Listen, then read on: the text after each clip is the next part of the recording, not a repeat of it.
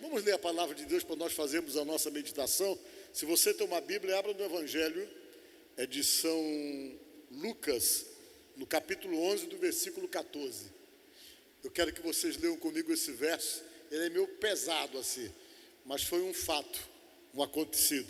Diz assim: de outra feita, estava Jesus expelindo o quê? Um demônio, que era mudo. E aconteceu que ao sair o demônio, o mudo passou a falar, e as multidões o quê? Digam comigo, as multidões se admiravam. Amém? Podemos assentar, irmãos. Hoje, como é quinta-feira, eu quero falar novamente com vocês sobre libertação, viu? Vou explicar para vocês. Nós estamos vivendo numa época, num tempo muito estranho. Esse tempo que nós estamos vivendo, um tempo de situações inexplicáveis, de desafios que parecem insuperáveis, de doenças que enfrentam todo o sistema do conhecimento humano de medicina. E sempre que a gente vê alguma coisa muito assim complexa, ao ponto então de você não ter muita explicação, nós temos uma visão espiritual da coisa e a gente começa a dar uma conotação espiritual pesada, que nós chamamos de maligna. Eu digo isso para vocês, às vezes é um assunto que as pessoas tentam fugir muito, porque o mundo espiritual é um mundo que nos assusta, porque é desconhecido. Tudo aquilo que é muito desconhecido para nós, a gente também tem receios de poder penetrar, de entrar a fundo. Mas quando você lê a Bíblia, você percebe que a Bíblia, ela tem muito de espiritualidade, tem muito de revelação de coisas que não estão diretamente ligadas ao seu mundo, a vida que você vive e as coisas perceptíveis da vida que nós temos aqui na Terra.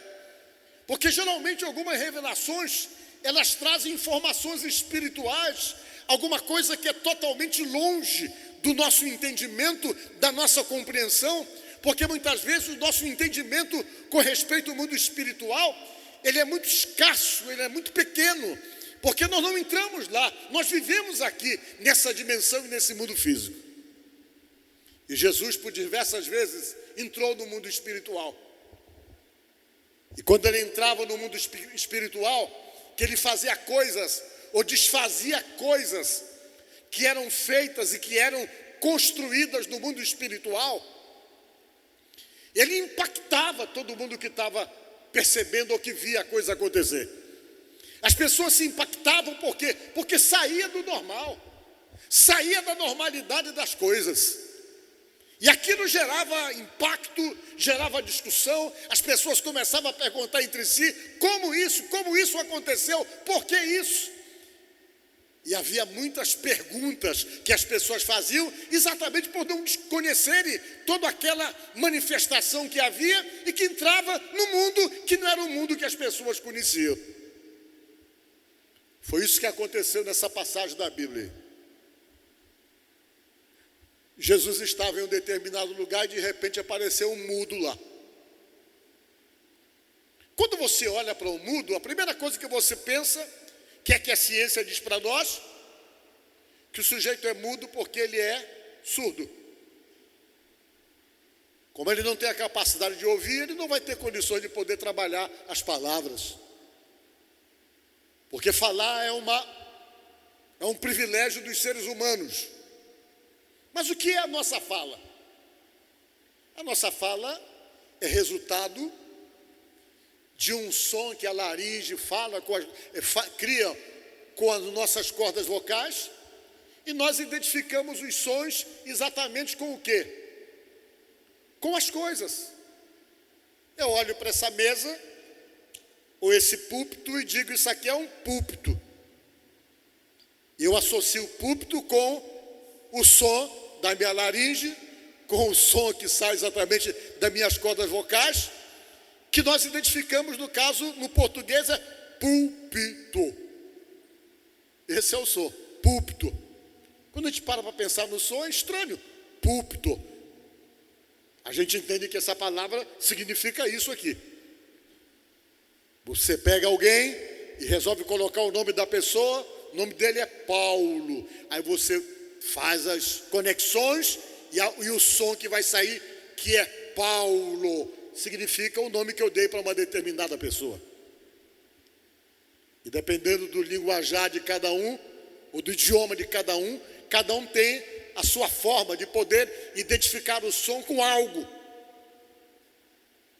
Eu estava lendo que uma das línguas mais difíceis da gente aprender a falar, além do javanês, é o mandarim chinês.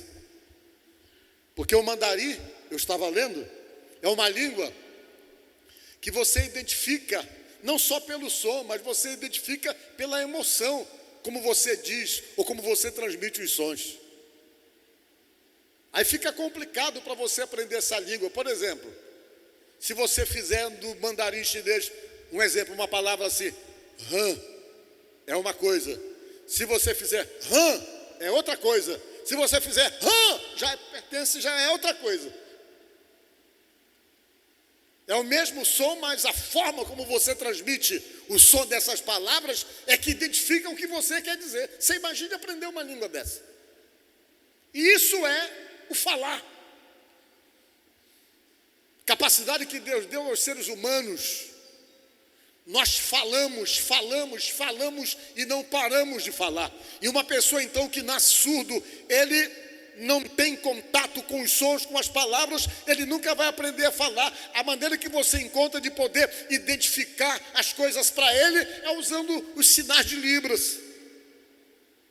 Porque o som ele não ouve, então não dá para interagir com você, mas você ensina a ele o sinal das Libras e ele aprende ali, e ali ele aprende a entender o que você realmente quer dizer por conta dos sinais. Isso é um privilégio da gente que consegue ouvir e, consequentemente, poder falar. Os animais não conseguem fazer isso. Eles conseguem se comunicar, talvez, com muita limitação de determinados sons. É o que se sabe hoje. Você poderia dizer, mas o papagaio fala. Papagaio não fala.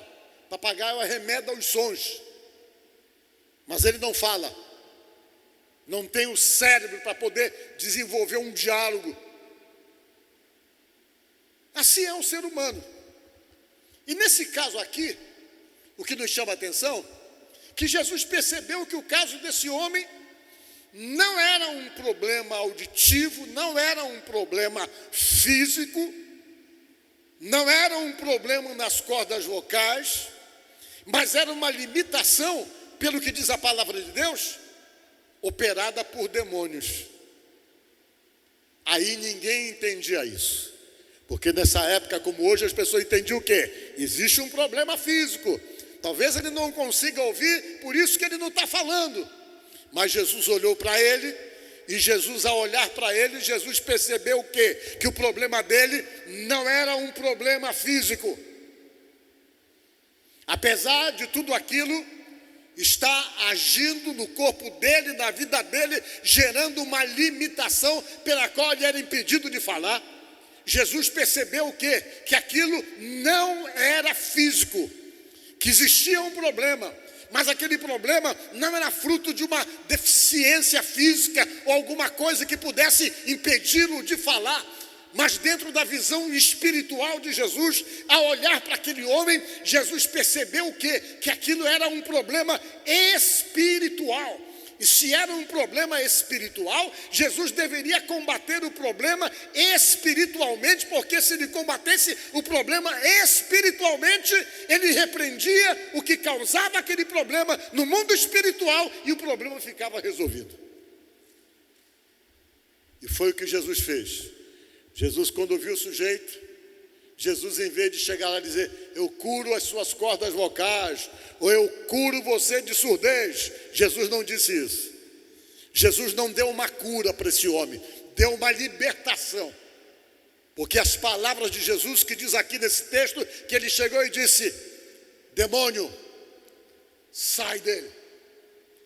Jesus se dirigiu especificamente ao que estava causando o problema na vida dele, que segundo o texto aí, era um demônio. Diz a Bíblia, que quando ele expeliu o demônio, que ele viu que aconteceu que ao sair o demônio, o que aconteceu também?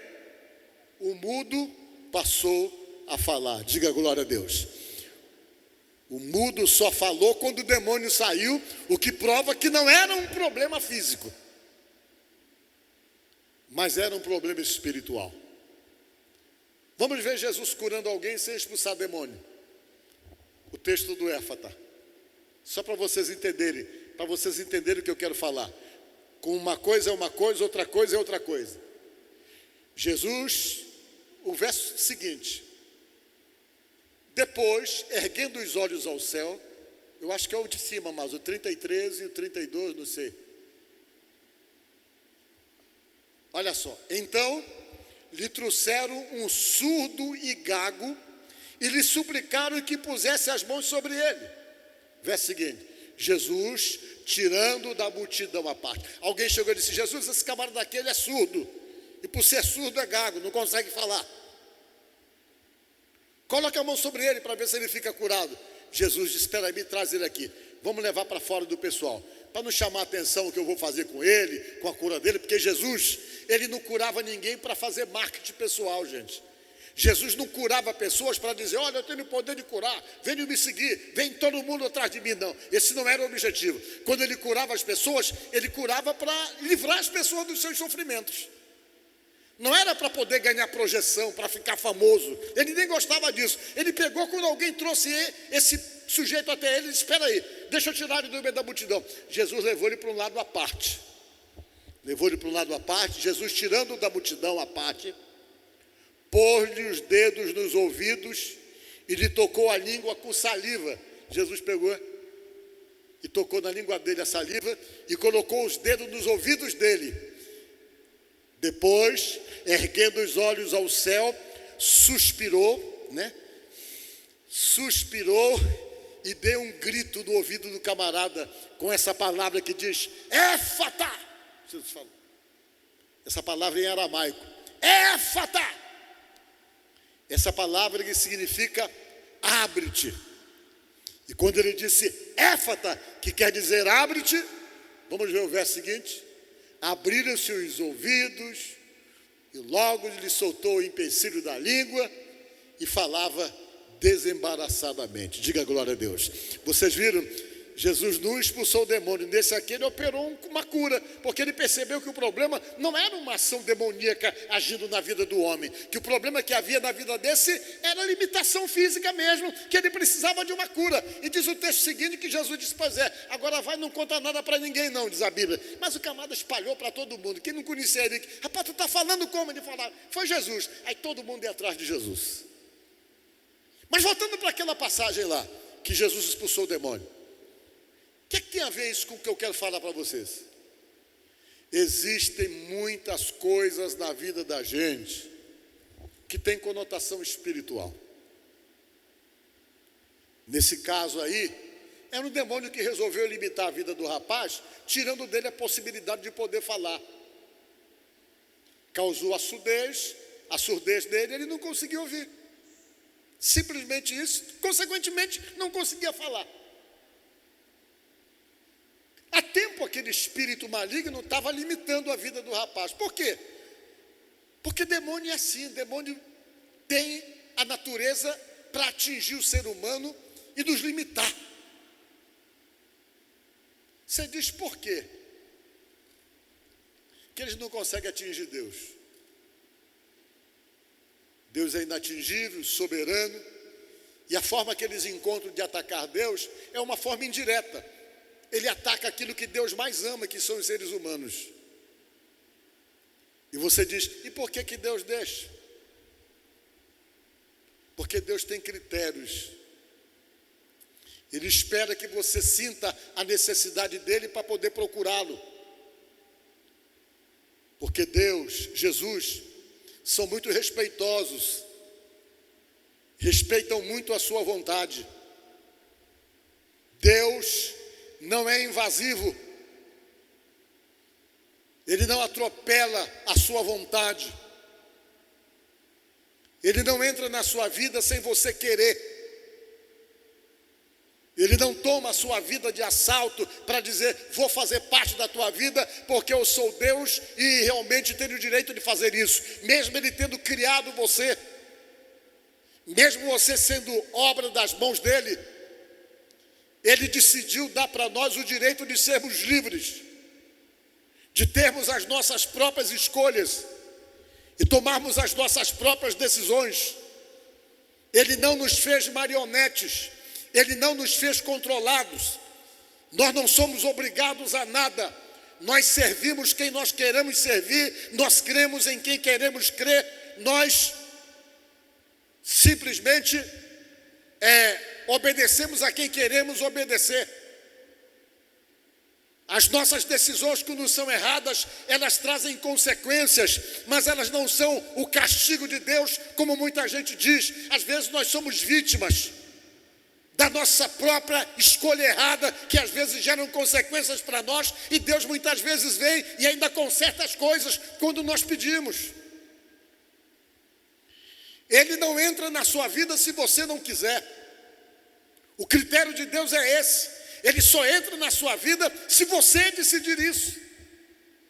Você dá o primeiro passo. Se você dá o primeiro passo, se for necessário, Ele dá todos os outros passos. Mas Ele não vai dar nenhum passo em direção da sua vida se você não der o passo primeiro. Por isso que Tiago falou: achegai-vos a Deus e Ele se achegará a vós. É totalmente condicional, e a condição é essa: você tem que se achegar primeiro. Você tem que sentir que precisa dele, porque Deus não precisa da gente. Nós que precisamos dele. E ele entende que só pode fazer parte da nossa vida se nós quisermos. Por isso que é preciso tomar decisão, tomar uma posição, se posicionar. Porque enquanto você não se posiciona, o mundo espiritual entende que você é um ser a ser conquistado. E quando o mundo espiritual entende que você é um ser a ser conquistado, a Bíblia diz que existe alguém que não pergunta para você se você quer ou não, se você aceita ou não. A Bíblia diz lá em João 10:10, Jesus falou que ele, o inimigo, veio para matar, roubar e destruir, que ele é um ladrão. O ladrão veio somente para matar, para roubar e para destruir. O ladrão não diz para você: olha, amanhã eu vou entrar lá na tua casa. Ele não avisa nada a você. Ele não quer saber se você quer que ele entre ou não. Ele toma de assalto. E Jesus disse que o inimigo das nossas vidas é exatamente assim. Ele não quer saber se você quer ou não. Ele quer saber que ele tem direito, se encontrar brecha, de tomar a vida de uma pessoa de assalto. E ele faz isso direto. Por isso que Jesus, em João 10:10, classificou ele como ladrão. Porque entra sem perguntar, toma posse sem perguntar se realmente a pessoa quer que seja tomado posse por ele. Ao passo que Jesus diz à Bíblia que tenta entrar na nossa vida ou tenta fazer parte da vida da igreja perguntando: eis que eu estou à porta e bato, se alguém ouvir a minha voz e abrir a porta, eu entrarei em sua casa e cearei com ele e ele comigo, disse Jesus. Dizendo que ele só vai entrar se você abrir a porta. E essa porta abre pelo lado de dentro, é a sua vontade, é você. Quando você abre, ele entra. Só que os demônios, o inimigo de Deus e das nossas vidas, não bate na porta. Ele quebra a porta e entra. E quando ele entra na vida de alguém, baseado pelo que diz a palavra de Deus, só tem uma pessoa que pode colocar ele para fora da vida das pessoas. E essa pessoa, que segundo a Bíblia tem poder para colocá-lo para fora, se chama Jesus Cristo, Filho de Deus. Onde é que está isso, pastor? Vamos ver.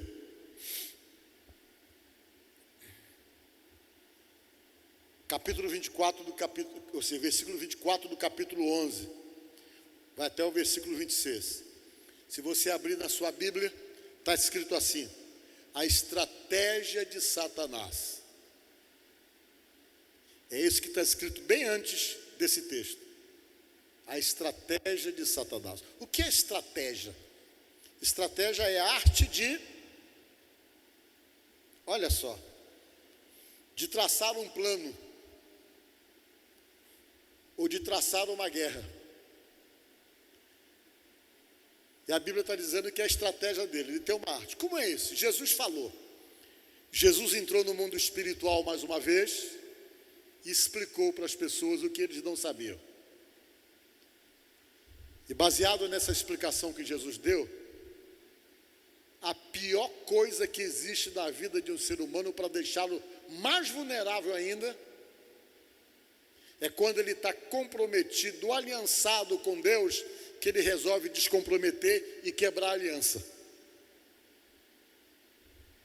Quando ele resolve romper com tudo aquilo que ele acreditou em termos de relacionamento com Deus. Sabe o que é que a Bíblia diz? Que é melhor nem conhecer a verdade do que conhecer e se apartar dela, disse São Pedro. Por quê? Porque eles se referem ao mundo espiritual. A ira que o inimigo tem. Por quê? Porque antes de Deus entrar na vida da gente, todos nós somos dominados e temos sobre nós outras influências. Deus só entende que você realmente se permite a influência dele quando você diz: eu estou decidido a mudar de vida e me rendo diante de Deus, e Jesus é que vai mandar em mim, é que vai me influenciar. Quando você se submete, Deus então passa a fazer parte da sua vida e não tem espaço, porque Deus já está comandando ali, porque você decidiu isso. Mas enquanto você não decide, Deus vai respeitar, por mais que você creia nele, que você acha que ele seja extraordinário, que você acha que ele seja verdade, tudo isso para Deus ainda não é suficiente. Porque ele espera um compromisso real com ele, para ele poder dizer: não, a partir de agora, quem está mandando na sua vida sou eu, porque você quis, você pediu para eu entrar na sua vida, você me aceitou como Senhor da sua vida. Às vezes as pessoas acham: mas por que tem que aceitar Jesus como Senhor e Salvador? A palavra Senhor significa dono. Quando você aceita Ele como Senhor, você está dizendo o quê? Eu estou te aceitando como dono da minha vida. E por que tem que tomar essa posição? Porque o mundo espiritual é assim, tem que saber que você está posicionado. Porque enquanto eles percebem que você não está posicionado, eles acham que pode entrar na sua vida para bagunçar uma série de coisas, porque tem espaço e brecha para isso. Porque no mundo espiritual as coisas se definem com o nosso posicionamento. E quando você se decide, que você resolve tomar uma posição com Jesus, e parar de empurrar com a barriga, e fugir e dizer: não, vou resolver minha vida com Deus, porque Deus tem me incomodado a isso. Talvez você não perceba, mas Deus fica esperando isso o tempo todo para poder firmar um compromisso e uma aliança com você. Mas a gente fica saindo pela tangente o tempo todo, porque a gente foge de compromisso até com Deus. E sempre que Deus está nos chamando para tomarmos esses compromissos, Deus sabe por que Ele está chamando. Às vezes Ele percebe que o inimigo está estreitando o domínio sobre as nossas vidas, e Ele vem e você começa a ouvir palavra de gente, todo mundo vem e prega para você a mesma coisa, e Deus começa a usar pessoas para fazer pressão em você. Olha, você é de Deus, e você sabe que você está ali em cima do muro, e Deus tenta fazer você sair dessa posição de neutralidade para poder se definir. Porque a posição de neutralidade não favorece Deus, não. Para Deus a coisa tem que ser clara. Se você quer Ele, tem que dizer: eu te quero na minha vida, te reconheço como Senhor, como Salvador, entra na minha vida. Ele pega, entra. E quando Ele entra, olha só o que Ele faz. Ele explicou o mundo espiritual. Quando o espírito imundo sai do homem, quando é que ele sai? Quando Jesus chega. Diga glória a Deus. As forças malignas que nos influenciam, que nos deformam, que estão agindo ali e gerando uma série de problemas na nossa vida ao longo do tempo, tem que sair. Jesus chegou, os demônios têm que respeitar. Por quê? Porque Jesus pagou um preço muito alto por você. Você só tem que reconhecer esse preço. Os demônios sabem disso. Sabem que quando Jesus morreu na cruz, Ele não morreu para ficar com o nome na história, não. No começo, assim, perto, Ele estava até pedindo para o Pai: tem um jeito de salvar esse pessoal sem ter que passar o que eu vou passar? O Deus Pai disse: não, tem que passar o que você vai passar. Quando foi que Ele disse isso? Quando Ele falou: se possível, passa de mim este cálice, dá um jeitinho aí. Ele pediu 3 vezes. que ele sabia que era muita dor, mas o pai disse: não, tem que pagar o preço. Ele pegou, foi e pagou o preço caro. Para quê? Para dar a chance de você ter o direito de se aproximar do pai. Diga glória a Deus. Quando o inimigo viesse, na sua decisão, quando você se compromete com Jesus, a Bíblia diz que o nome do diabo, a palavra diabo significa acusador. Esse é o significado dessa palavra. Que ele vem e diz: mas isso aí não pode ser de Deus. Olha aí o que ele faz. Olha aí o que ele fez. Olha aí o que ele foi. Aí Deus entra e diz: não, mas ele está justificado, porque o meu filho já pagou a conta dele. Diga glória a Deus. Ele já aceitou o plano da cruz, e por aceitar o plano da cruz, ele não tem dívida nenhuma mais. O inimigo tem que recuar. E Jesus explicou como é que funciona o mundo espiritual. Quando o espírito e o mundo sai do homem, que ele é colocado para fora, que ele só sai quando ele é expulso, que ele sai da vida de uma pessoa. Disse Jesus que ele anda por lugares áridos, lugar seco. Esse sentido dessa palavra diz que é o espaço, é algum lugar muito distante que eles vão.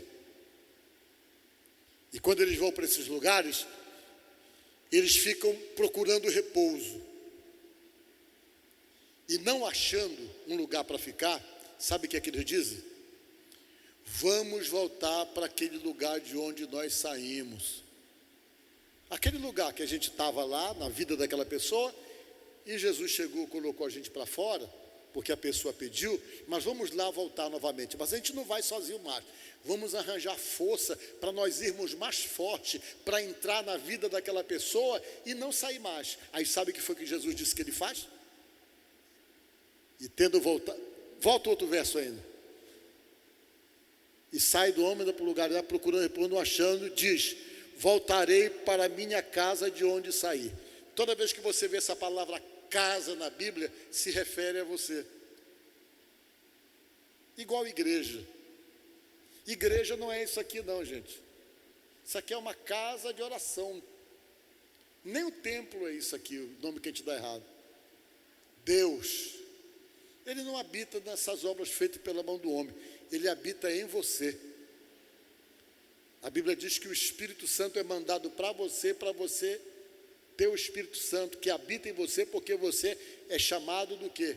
É chamado de o templo de Deus. É em você que Deus habita. Um dia Jesus vai voltar, vai levar a sua igreja para a grande festa das bodas do Cordeiro. Isso aqui tudo vai ficar. O que vai acontecer é que o anticristo vai usar para fazer depósito. Esses espaços de muitas igrejas que ficarão. Porque o Espírito está em você, o Espírito Santo. A Bíblia diz que quando você diz: eu quero reconhecer Jesus como o meu Senhor e Salvador, sabe o que diz a Bíblia? Que na mesma hora Deus manda o Espírito Santo para habitar em você. A Bíblia diz isso. Na mesma hora, quando você se posiciona, o Pai diz: manda o Espírito Santo para ele. E você já passa a ter uma ajuda extra para poder viver a sua fé, porque a batalha é grande para você largar. Aí o que o demônio faz? Vai e diz: vamos voltar para a minha casa de onde saí. Os demônios falam. Verso seguinte: e tendo voltado, a encontro varrido e ornamentado. O que ele quer dizer é isso? Jesus às vezes entra na vida de uma pessoa, arruma a casa da pessoa, limpa, mas a pessoa não decide se posicionar, aí Jesus não pode morar. A pessoa pediu ajuda para uma libertação, mas ele não tomou a decisão. Isso quer dizer o quê? Que Jesus não está morando, que o Espírito Santo não está morando na vida da pessoa, apesar da casa estar toda arrumada, porque Jesus arrumou, mas a pessoa não pediu para ele morar, não tomou a decisão, ele não está morando, mas a casa está arrumada, mas está desabitada. Aí ele vê o quê? Então vai e leva consigo o quê? Outros 7 espíritos piores do que ele, disse Jesus. Eles vão, fazem uma viagem, pegam 7 espíritos piores do que aqueles que saíram da vida da pessoa e diz: vamos lá, porque a gente vai entrar e vamos ser mais agora. Vamos juntar com mais 7. 7 espíritos pior do que ele, entrando eu habito ali. E o último estado daquele homem se torna pior do que o primeiro, diz a palavra de Deus. É o que eu digo para vocês, que é um péssimo negócio desviar. Péssimo. É a escolha mais errada que existe, que deixa a pessoa mais vulnerável ainda. Quem falou isso? Jesus. Ele falou isso por quê? Porque ele conhecia como é que funciona o mundo espiritual. Você não conhece. Nós estamos sabendo alguma coisa agora porque ele deixou escrito isso aí. Deixou escrito não, porque o pessoal que viveu com ele escreveu. Nesse caso aí, quem escreveu foi Lucas, o médico. Para vocês terem uma ideia como isso é coisa de Deus, essas coisas aconteceram, quando Lucas escreveu isso, ele não escreveu sentado com Mateus. Mateus, senta aqui, vamos escrever junto aqui alguma coisa sobre Jesus? Não, o Lucas não andou com Jesus, mas ele recebeu informação das pessoas que andaram. Mateus escreveu o livro dele 50 anos depois que Jesus Cristo tinha morrido, foi que ele escreveu. 50 anos depois que ele foi escrever para mostrar para os judeus tudo o que tinha acontecido. 70 anos depois, Marcos escreveu a experiência dele do que ele viveu. Não sentaram junto para escrever. E uma coisa bate com a outra, que prova que foi um testemunho, uma experiência pessoal de cada um. Você vê o que um escreveu, o outro escreveu em tempos diferentes. Mas a história é tão verdadeira que as histórias se casam. Se eles tivessem sentado no mesmo dia, não, vamos sentar aqui, eu vou escrever isso, tu escreve isso. Não, cada um escreveu por um motivo, por uma razão, para tentar contar uma história para alguém, sobre o que eles tinham vivido, a experiência que viveram, e você vê que dá pouquinha diferença, porque cada um tem a sua ótica de ver realmente os acontecimentos. Às vezes você vê algumas diferenças, porque cada um contou pela sua experiência, pela sua ótica, e para quem queria contar tudo aquilo. O que prova que essa palavra não é mentirosa, não foi uma coisa armada, foi experiência contada que eles viveram, o que ouviram de outras pessoas, que anotaram as coisas que Jesus falou.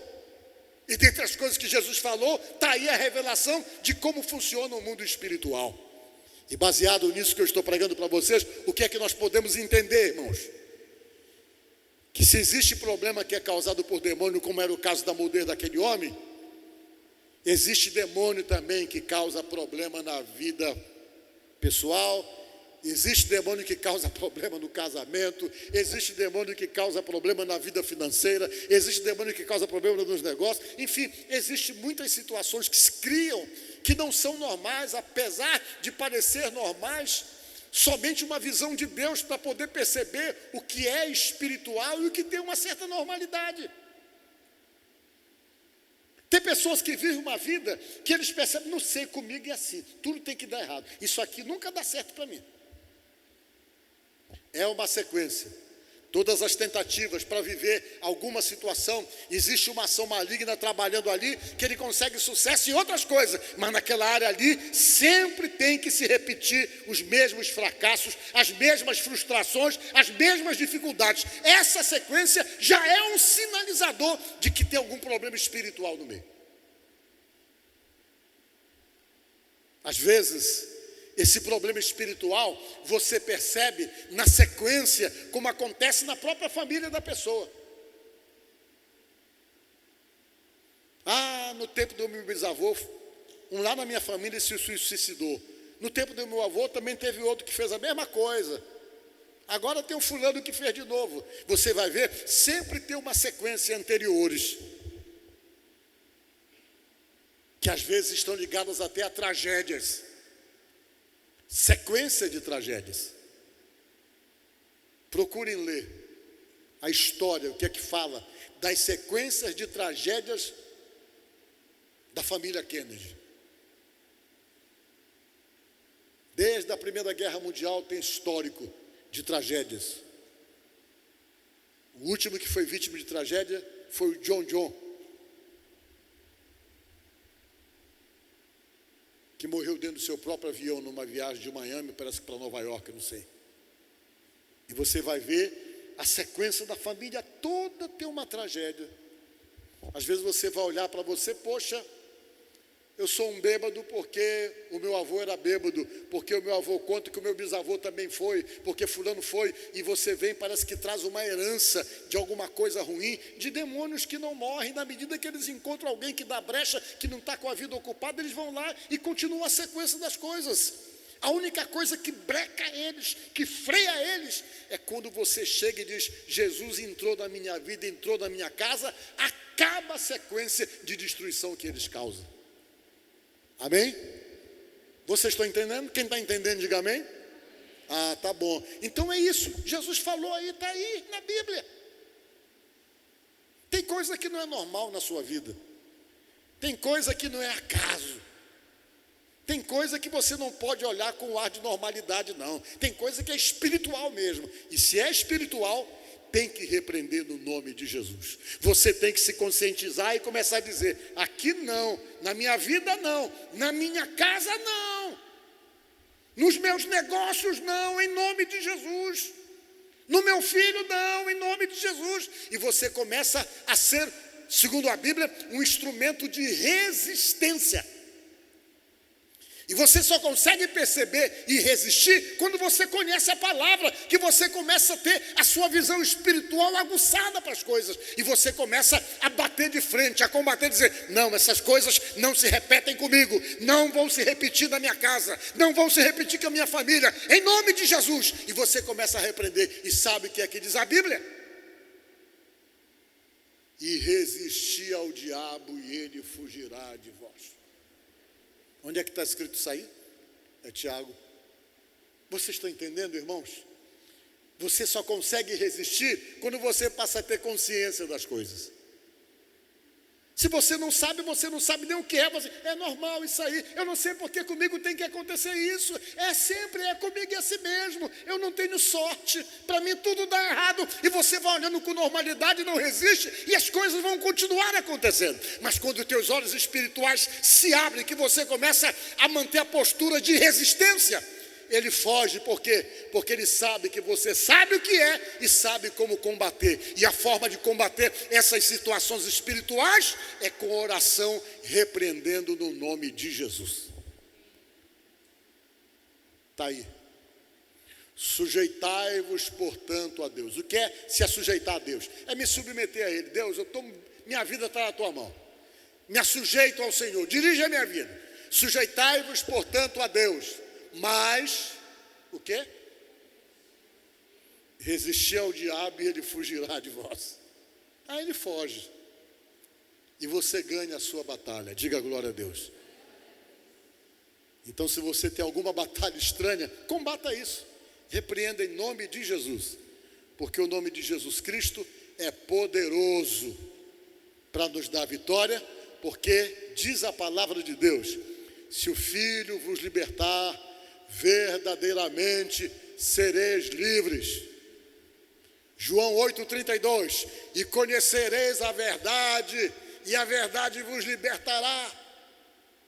Quem é a verdade? João 14,6, disse Jesus: eu sou o caminho, a verdade e a vida, e ninguém vem ao Pai senão por mim. Jesus, e ponto final. Não tem uma outra verdade. E é assim que você se sustenta e consegue obter as vitórias nas suas batalhas. Amém?